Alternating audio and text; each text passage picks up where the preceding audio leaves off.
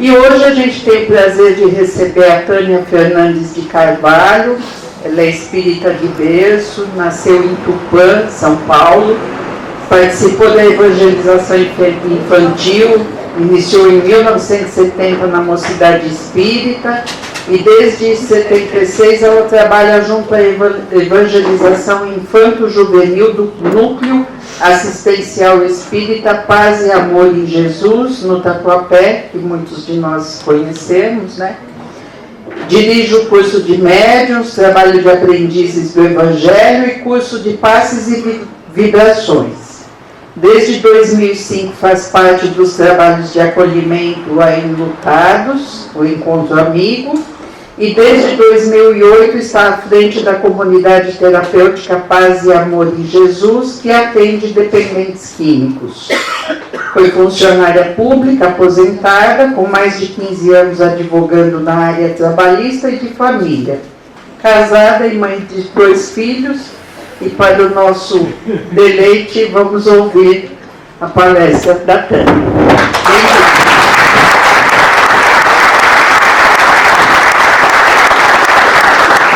Boa noite a todos. É uma alegria estar nessa casa. Convite dos meus queridos cunhados, Ronaldo e Silvia, desde o tempo de mocidade, né, Silvia? Faz pouco tempo. E hoje nós vamos falar de um assunto que a maioria das pessoas não gosta de comentar, que é acerca do deixar partir.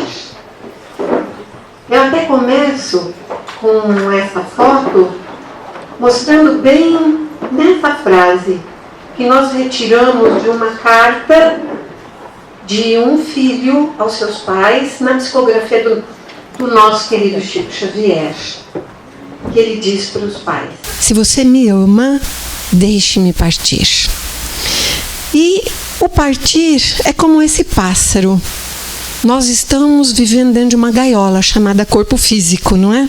Um dia, mais hoje, mais amanhã, todo mundo quer que seja bem amanhã, nós vamos ter que partir. E eu começo, como sou evangelizadora há muito tempo, contando um pequeno conto, que diz assim: uma mulher vai até Buda com o filho morto nos braços, suplica-lhe que o faça reviver. Buda diz a ela que vá a uma casa e consiga alguns grãos de mostarda, mas para trazer de volta a vida do menino, esses grãos devem ser de uma casa onde nunca morreu ninguém. A gente pode imaginar que não existe, não é? Mas a mãe vai de casa em casa, mas não encontra nenhuma livre dessa perda. Quando nós falarmos aqui de perda de pessoas pelo evento morte, vocês vão compreender uma palavra imprópria, porque nós não perdemos pessoas. Nós podemos perder guarda-chuva, quem não perde, não é? Nós podemos perder coisas, mas pessoas não, elas apenas partem antes. Não somos preparados para perder. Nós sentimos que os nossos queridos deveriam permanecer conosco.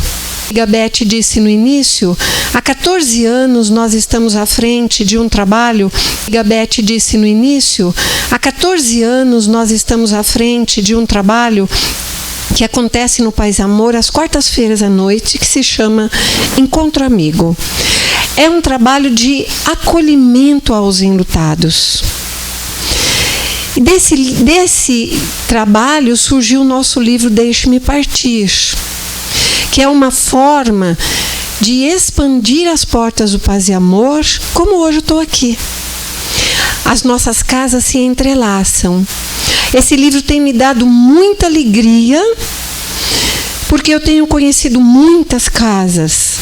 Muitas pessoas nos chegam em função do livro, de maneira que a gente procura levar aquilo que só a casa espírita pode fazer, que é esclarecer, dizer: seus queridos não morreram, eles vivem.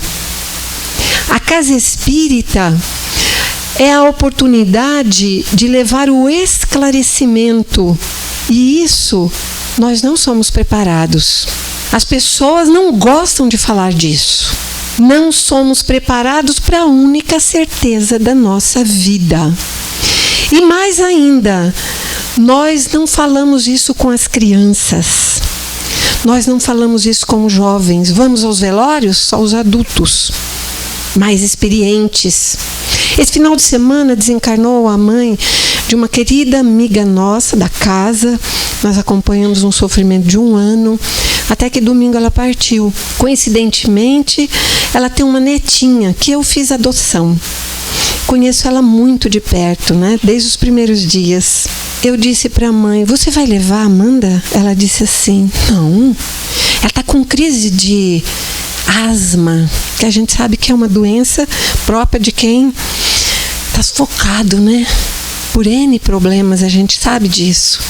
Ela está em provas. Eu disse: como assim? Você não vai levar? Como eu tenho muita intimidade, você não vai levar essa menina, tem 10 anos. Ela vai ficar muito magoada com vocês. A avó que ela viu, que ela acompanhou, doente, muito doente. De repente, vocês daqui 1 semana que acabaram as provas, vão falar para ela: olha, a vovó partiu. Hã? Ela nunca mais vai perdoar vocês. Ela disse: ah, mas eu não vou levar, desculpa. No dia seguinte eu soube que eles levaram. Acho que eu peguei pesado, né? Mas por quê? As crianças precisam ser preparadas. A gente não pode, quando morre um peixinho que elas cuidam, falar para o marido ou para alguém da casa: olha, compra outro, põe aí. Elas precisam conviver desde pequenas com frustrações, com perdas, de maneira que elas se tornem adultos que possam enfrentar os desafios da vida. A morte, o desencarne, como nós falamos, é um assunto que a família deveria conversar, preparar, aproveitar um filme, um desenho. Quem é que não chorou agora de novo quando assistiu O Rei Leão? Eu lembro que quando as crianças eram pequenas, nós fomos assistir o filme do Bambi, né? Que também é a morte da mãe. Quantas crianças atrás ali tá todo mundo chorando. E aí é uma oportunidade de nós conversarmos, explicarmos, porque as crianças são muito inteligentes. Elas percebem. E esse casal me disse depois, quando nós chamamos e falamos: Amanda, nós temos que conversar. Ela falou: eu já sei que a vovó deve ter morrido. Então, eles estão dando baile em nós, né? Eles já sabem de tudo, eles são plugados. Nós é que temos medo. Por que então é tão difícil conviver com essa realidade? Será que é falta de fé? Falta da certeza de que há vida após essa vida, que não morremos? Ontem mesmo, lá no Encontro Amigo, tivemos um encontro maravilhoso com pessoas novas. E uma pessoa disse assim: ai, Tânia, eu acredito, eu preciso acreditar que é a vida. Mas tem hora que eu penso: será que é verdade mesmo? Ora, depois de tudo que já se leu, de tudo que já se provou, porque as cartas do Chico até no judiciário foi acolhida.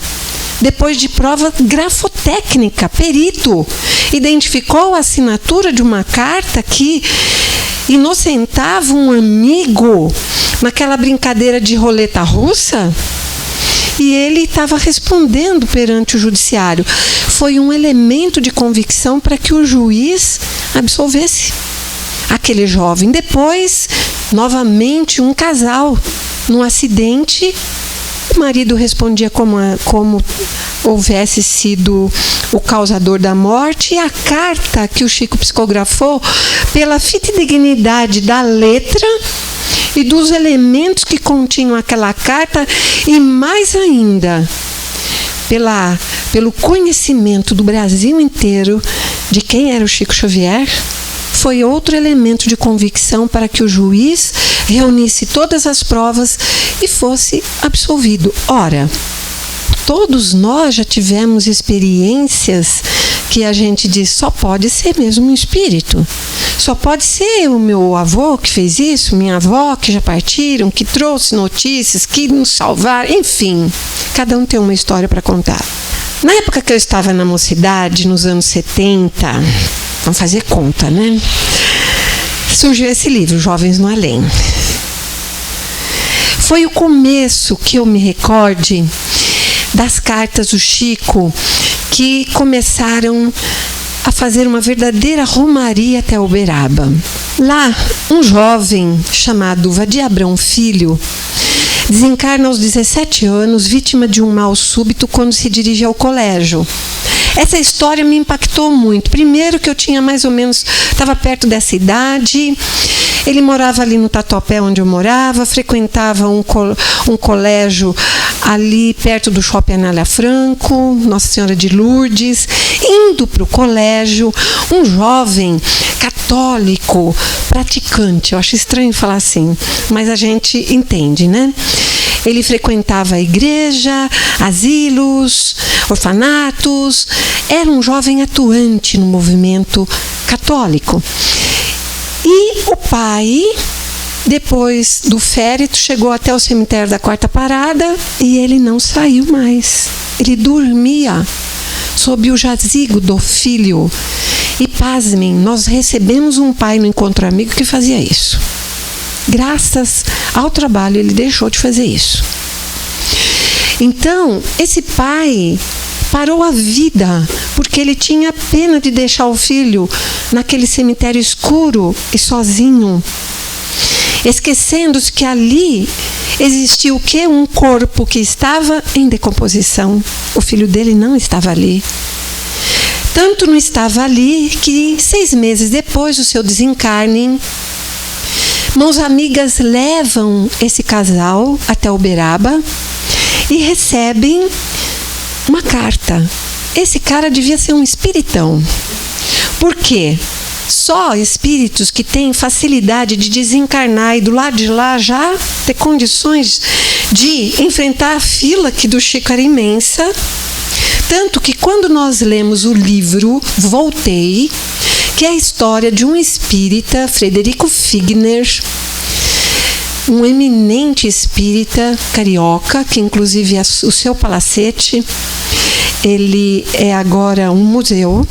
Ele foi tesoureiro da Federação Espírita Brasileira. Quando ele desencarnou, ele foi até Uberaba. Queria mandar notícia para os colegas da federação, para a família. E enfrentou 700 dias na fila para mandar recados. E depois escreveu o livro Voltei, para provar que realmente a vida continua. 700 dias. Então, lá no mundo espiritual, não adianta você ser amigo de... Lá, o que nos distingue são as moedas do amor que distribuímos, do carinho que dedicamos às pessoas, da simplicidade com que levamos a nossa vida, dos valores verdadeiros. Muito bem. 6 meses depois do desencarne, a família chega lá e já tem uma carta, onde o Vadir diz: meu pai, querida mãezinha, não chorem mais, não morri como pensam, não chorem mais. Estamos felizes porque cremos, estamos tranquilos porque o Senhor nos permite trabalhar para o bem. Papai, não pense em morte, pense na vida e no bem que a vida na terra todos nós podemos fazer. Carta de um espiritão. Primeiro, a gente não pode chorar? Pode. Só que não é um choro de desespero. Por que comigo? Por que com meu filho? Por que não morre fulano, beltrano, um homem bom morreu, um jovem na flor da idade? Nós sempre arranjamos uma desculpa para manter os nossos queridos conosco. E achando sempre que Deus errou. Que nós é que sabemos das coisas. Não é assim? Aí a gente vê que ele pede que não chorem mais no sentido do desespero que a família estava. Pararam a vida. E ele continua: o que sinto é a névoa das lágrimas que me acompanham. Não chorem mais, imploro. Ainda não pude acomodar-me com o trabalho aqui. Ora só, 6 meses ele já estava querendo trabalhar no mundo espiritual. Um espiritão. Não queiram morrer para ver-me e encontrar-me. Essa frase, essa primeira carta que o Vadir mandou, ela contém um verdadeiro tratado que nós estudamos lá no Encontro Amigo. Por isso que eu sempre a escolho. E nos chega um dia, lá no Encontro Amigo, logo depois que surgiu o nosso livro, nós tivemos a Bienal em 2014.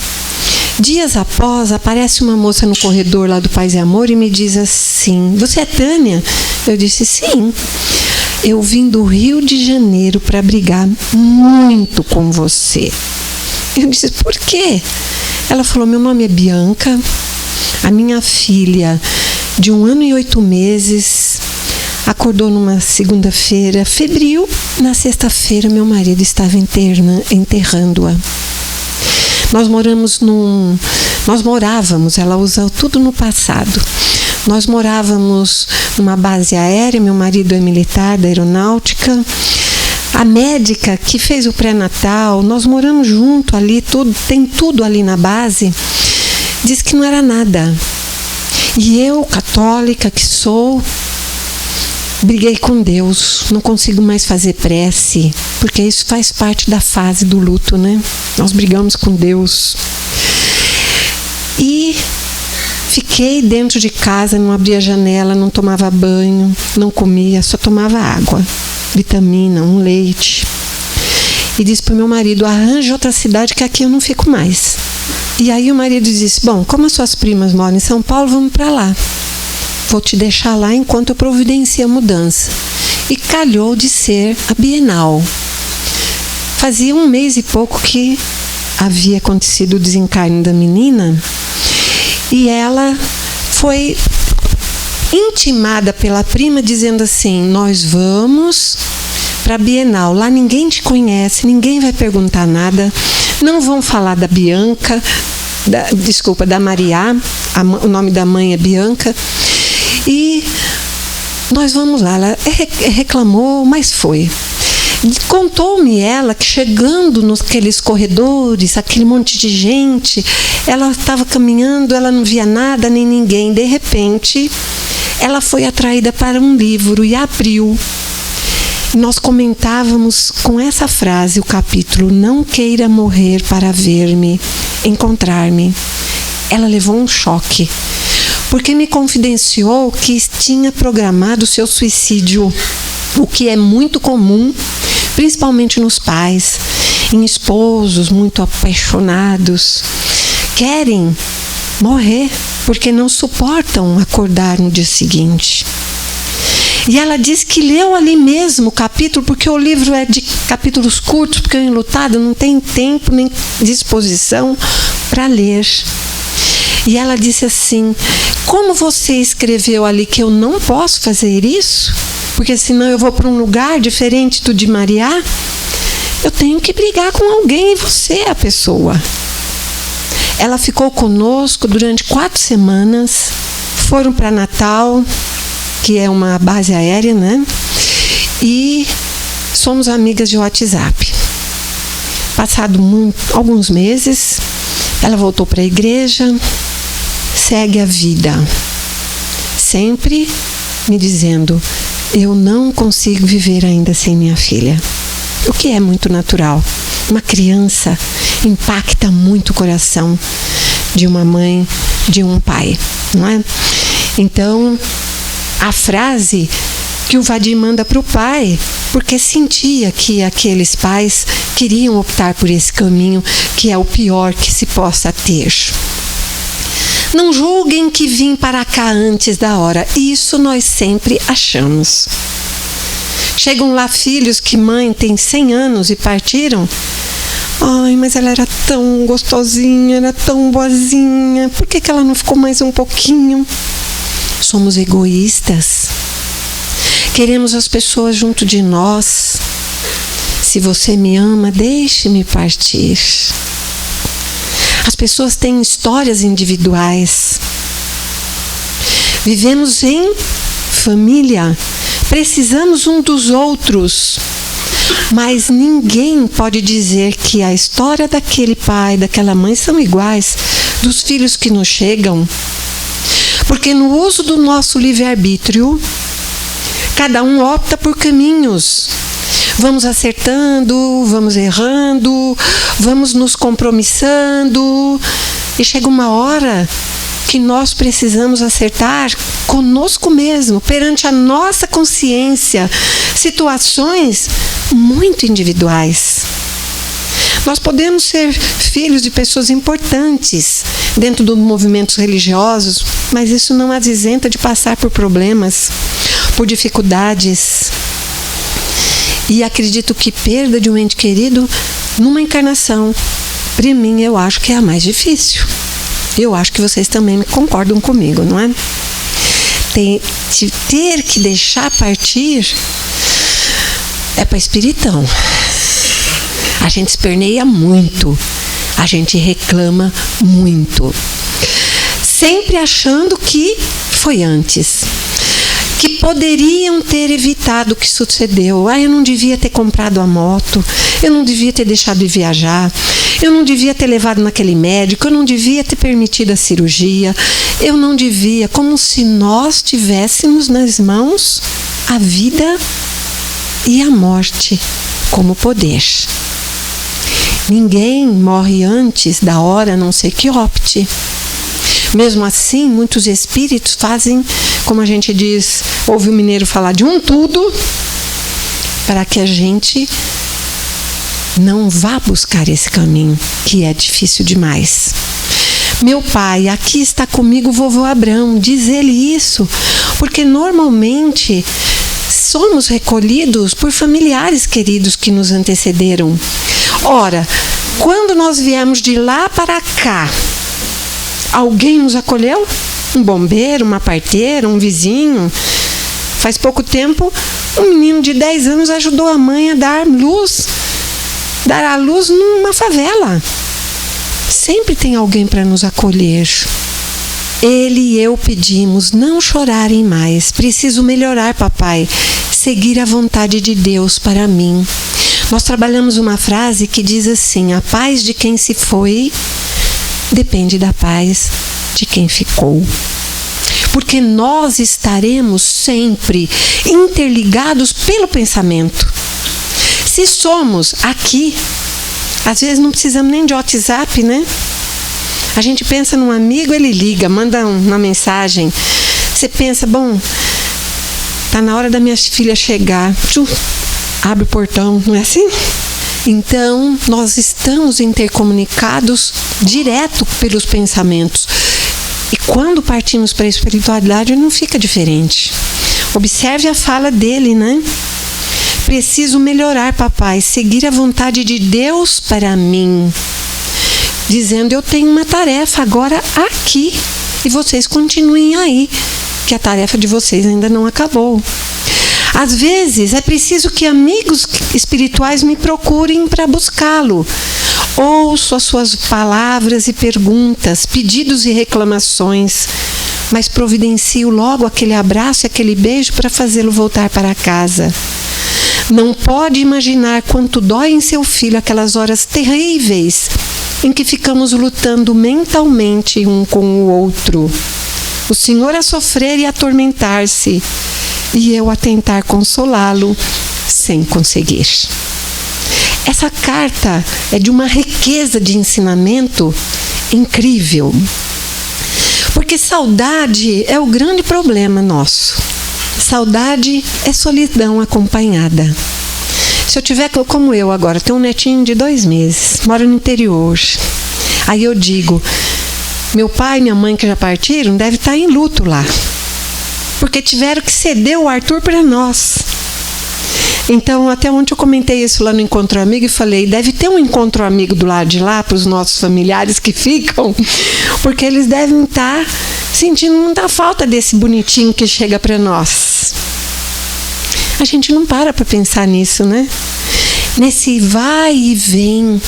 Hoje estamos aqui, amanhã vamos retornar. Temos que correr atrás do prejuízo, trabalhar o mais possível, ser o melhor que pudermos, para que tenha lá um espiritão nos esperando do lado de lá, né? Porque os nossos queridos sempre são queridos porque amaram muito. Portanto, estão num lugar bom, que estejam lá para nos receber. Não é verdade? Saudade é solidão acompanhada. Toda vez que eu lembro em alguém, estou sozinha, O filho, né, continua dando uma orientação de, como matar as saudades. Ele diz para o pai: quando a saudade aumentar, procure o meu rosto na face dos rapazes cansados e quase sozinhos em luta pela construção do mundo melhor. Está dizendo: pai, tem muito filho que precisa de pai. Seja pai deles. Pedindo que nós, para melhorarmos desse sofrimento, temos que fazer o quê? O único remédio que resolve todos os nossos problemas: trabalhar. Eu tenho um amigo que já estava na espiritualidade, lá no centro espírita, ele falava assim: olha, quando você desencarnar, procura uma vassoura e começa a trabalhar, porque alguém vai vir te pôr lá por dia. Fala: oh, que bom, vem aqui que nós vamos te levar numa colônia ali, que naquela colônia está precisando de trabalhador, não é? Nós temos que mostrar serviço, entendeu? Agradeço as suas preces e as suas visitas ao cemitério. Afinal, temos ali um recinto de silêncio e meditação. Mas não se demore tanto, meu paizinho, naquelas pedras respeitáveis, mas frias. Luto é um processo. Quem aqui já passou pelo luto? Quando você estava vivendo o começo do luto, falava: isso não vai acabar nunca, não vou parar de chorar, não vou parar de sentir saudade pesada. Saudade com amor é que é bom. Agora, saudade com dor, que é o lamento, o porquê deveria ter sido diferente, aí a coisa complica. Dizem os especialistas, e é verdade, eu tenho acompanhado isso muito, que o luto tem começo, tem meio e tem fim. Não é que nós esquecemos dos nossos queridos, mas muda o sentimento, muda a expectativa da vida. E, normalmente, aquele que elabora bem o seu luto, fala dele, participa de um grupo de acolhimento, busca médico, busca psicólogo, elabora esse luto, trabalha esse luto, você vai transformar o luto numa luta que vai lhe dar ganhos. Às vezes eu proponho lá no grupo: que ganho você teve? Quem é novo no grupo fala: nenhum. Que ganho? Nada. Só tristeza, só lágrima. Daí os que estão há mais tempo começam a dizer: não, eu já ganhei isso, eu já ganhei aquilo, eu já sou outra pessoa, para mim eu ressignifiquei essa encarnação, eu não dou tanta importância, não fico parada, sofrendo em cima de uma coisa que não tem tanta importância. Valora as coisas da vida de uma outra maneira. Isso é um ganho. É elaborar o luto, é ter um luto findado, porque a saudade com amor é que vai estar morando no nosso coração, deixando os nossos queridos em paz e estando em paz. A doutora Elizabeth Kübler-Ross, uma pesquisadora, uma psiquiatra suíça radicada nos Estados Unidos, ela propôs, convivendo com pessoas que trabalhavam com luto, com pacientes terminais e seus acompanhantes, propôs 5 fases do luto que não necessariamente nós passamos por todas, não necessariamente seguimos essa regra, mas podemos. O espírita, por exemplo, já vai para a última. Ah, não, tem que ficar firme, porque eu aprendi que a vida continua. Eu sei que eu vou atrapalhar meu querido, aí fica fortão, não se cuida. Aí passa um dia, passa outro, aí vai dando saudade. Aí você vai ter que desfazer da casa determinadas coisas. Aí começa a entrar naqueles estados depressivos. Começa a falar: será que morreu mesmo? Fica esperando o telefone, fica esperando a porta abrir. Está na fase da negação, né? Que nega, não acredita, se isola, não acha graça em mais nada. Vem a raiva. Não há enlutado. É muito forte falar não há, né? Mas o grande percentual fica com muita raiva do médico, dos amigos, de si próprio, de Deus, é claro. Terceiro é a barganha. A dor de perder um ente querido é tão forte que nós, na nossa dor, imaginamos coisas. Começa a barganhar com Deus. Por que o Senhor não me levou? Eu já tenho mais experiência, já estou velho, já conquistei tudo que eu queria, era jovem, ou era uma pessoa tão boa. E começa a ficar bonzinho, querendo trocar vai ganhar com Deus. E muitas vezes, na dor, fala, se eu fizer tal coisa, você me devolve, meu filho? Não tem mais como desmorrer, né? Só criança que acredita nisso quando vê o desenho animado. O bichinho morre e de repente sai correndo. A quarta fase começa por estados depressivos, que se não cuidados, caminha e desemboca na depressão, que é uma das doenças do século, e gravíssima. Companheira amiga, de braços dados com o suicídio, que devemos cuidar. Então é importantíssimo você frequentar um grupo de acolhimento. É tão interessante que na casa espírita, os trabalhadores quase não vão para o encontro amigo, que acham tão bem.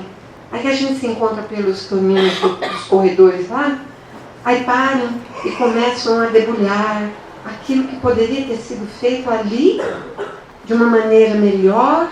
Vocês se sentem envergonhados? Eu sou espírita, não posso sentir isso? Como assim? Nós precisamos sim. Tem gente que tem um preconceito de remédio para estado depressivo. Eu não vou querer porque senão vou acostumar, vai viciar. Não. Porque quando nós entramos em estado de dor e sofrimento persistente por muito tempo, o nosso corpo não produz elementos químicos necessários ao bom humor, a prosseguir. E o medicamento que missionários renasceram para debruçar-se em laboratórios para fazer isso, para descobrir, e a gente não vai usar? Ajuda, melhora, depois vai, como eles dizem, desmama. E a pessoa segue em frente.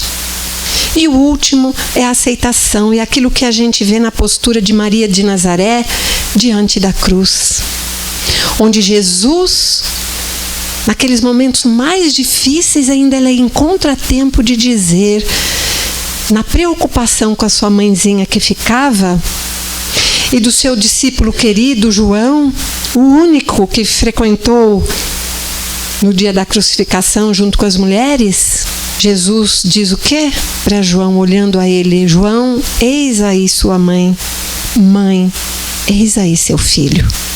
E foi o que aconteceu até o final de suas vidas.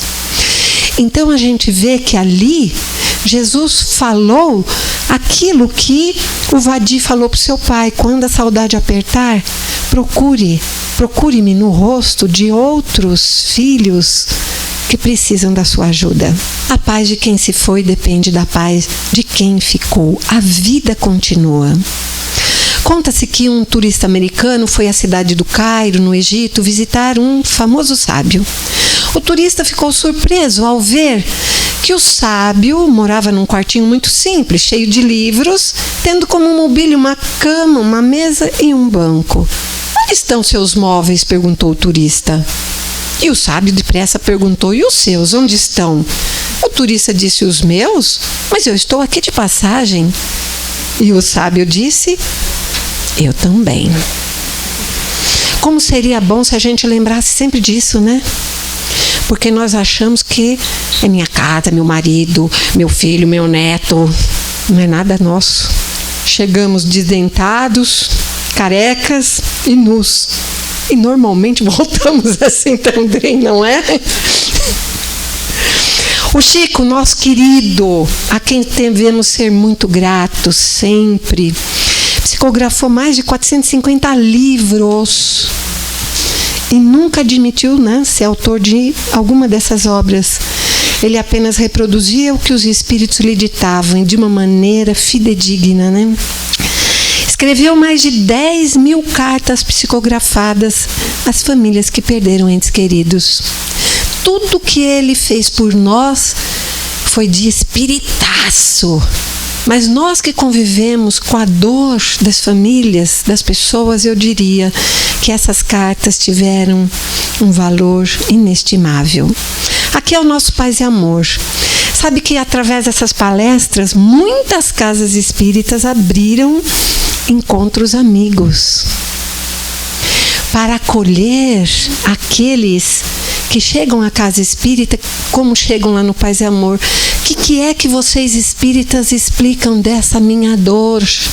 O que eu faço com isso? Quem sabe o Bênçãos vai criar um encontro amigo, não é? Para acolher. Aqui é o nosso grupo. Nesse dia que eu tirei a foto, faltou o Zé Roberto. Nós temos lá um bendito fruto entre as mulheres. E eu digo que no encontro amigo eu descobri maridos apaixonados, que eles são mais durões, né? No encontro amigo, os maridos são mais apaixonados que as mulheres. Elas chegam, se recuperam logo e prosseguem. Esse é o símbolo do nosso encontro amigo, saudade com amor. Estamos lá há 14 anos, acolhendo e principalmente aprendendo. Esse é o nosso livro, que só me traz alegrias. É o apelo de quem partiu. E surgiu de maneira a expandir a casa espírita e levar consolo a todos os enlutados. Muitos grupos já surgiram, muitas pessoas contam as suas experiências, muitos procuram a casa espírita para estudar e compreender, muitos compartilham um livro expandindo ajuda. Quando eu vendo esse livro, eu digo assim, leia e passe para frente. Porque é esse o objetivo dele. Não é ficar na biblioteca de casa. Mas ele é um livro que muitos têm usado como um livro de cabeceira, até que vá para a fase da aceitação. Toda a renda desse livro e de um livro que meu pai também escreveu e há 32 anos está sendo reeditado, utilizado muito nas casas espíritas para os cursos, que é Como Vivem os Espíritos, um estudo que ele fez na obra de Kardec, de Chico Psicografou, de Valdo e alguns poucos, né, que escrevem tudo baseado na doutrina de Kardec. Aqui é a minha segunda casa.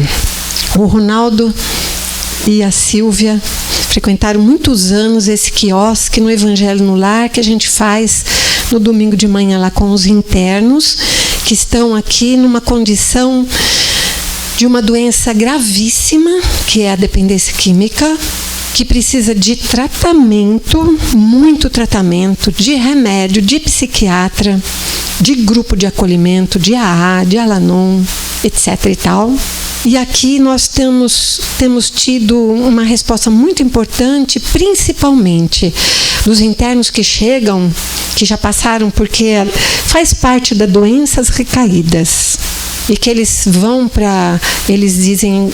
É muito comum eles dizerem assim. É quase unanimidade, por isso que eu gosto de compartilhar. Aqui vocês veem o dependente como gente. A gente até sente vergonha agora de usar, porque é tanto carinho que vocês dedicam a nós. É o que quem conhece Espiritismo é tocado pelo Evangelho de Jesus, na sua simplicidade. Acho que isso é a coisa mais importante que nós devemos ter, simplicidade. Aqui é a parte da recepção, nós temos um centro espírita aqui, mas ainda não atendemos, apesar de 11 anos estarmos lá, nós não atendemos ainda as pessoas de fora. Ele fica disponível para os trabalhos da desobsessão internos, né?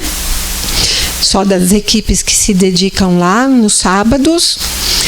E convidamos os nossos internos. Ao sábado a gente lá no quiosque faz uma reunião, onde nós trazemos o Evangelho na prática do dia a dia, e também aqueles que querem a gente aplica o passe.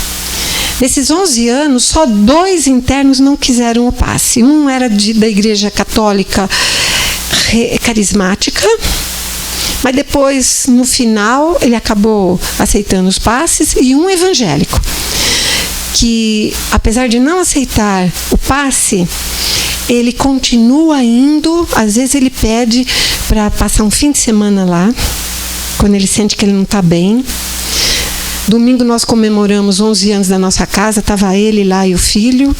Ele nos visita, e a nossa comunidade, os ex-internos costumam voltar para falar, olha, eu não estou bem, posso ficar aqui um final de semana? Ou deixa eu vir aqui para não esquecer de onde, se eu não me cuidar, onde que eu volto? E eles retornam. Esse livro já me levou para Lyon, meu sobrinho morava lá em Lyon, tive a felicidade de estar na terra de Kardec, levar o nosso livro. E apesar de vocês falarem, nossa, que centro pequenininho, é imenso, porque o Espiritismo nasceu na França. E Dr. Bezerra de Menezes ressuscitou aqui no Brasil, né? Nós levamos nesse centro, chama Nosso Lar, e também no Canadá, que meu irmão mora lá no Canadá e ele frequenta esse centro espírita Justiça, Amor e Caridade. Esse centro, tanto no da França quanto no do Canadá, a maioria são dos canadenses, né? Se bem que o Canadá é uma colcha de retalho, né? Mas lá tem uma sexta-feira na língua portuguesa. Os outros dias ou é francês ou é inglês. E lota. É um centro grande esse. Dirigido por nordestinos que estão lá no Canadá. E fazem um trabalho belíssimo, principalmente da evangelização infantil. Nós, com o intuito de levar mais às pessoas, se vocês quiserem conhecer pequenos vídeos que nós fazemos no YouTube, você coloca Vida Além da Vida, Tânia Carvalho, você vai poder assistir pequenos vídeos onde nós falamos um pouco do luto não permitido, que é a morte de animais, que as pessoas dizem assim, como que você está chorando? É um bicho. Só que as pessoas agora estão cuidando tanto do bicho mais do que com o filho. É um luto não permitido. Então eles precisam. E já foi gente lá no nosso trabalho com vergonha, mas foram. Eu falei, não sinta vergonha de ser uma pessoa sensível, de ser uma pessoa amorosa. Então, se vocês quiserem e puderem, compartilhem aos seus amigos sobre fase do luto, enfrentamento a datas comemorativas, porque dia de Natal, de Páscoa, dia do aniversário do seu querido que partiu, você entra em estado depressivo. Então, assistindo um trechinho, uma conversa amiga, ajuda. E às vezes você não tem o que falar para o seu amigo que perdeu um ente querido, manda. Na hora que ele puder, tiver disponibilidade, vai consolar o coração. Eu quero agradecer muito vocês pela oportunidade que me deram de conhecê-los, de sentir a energia maravilhosa dessa casa. Que Deus continue abençoando a todos nós e que nós possamos estar sempre unidos. O Paz e Amor está também à disposição de todos. Não é? Estamos com as mãos unidas. Que Jesus nos abençoe.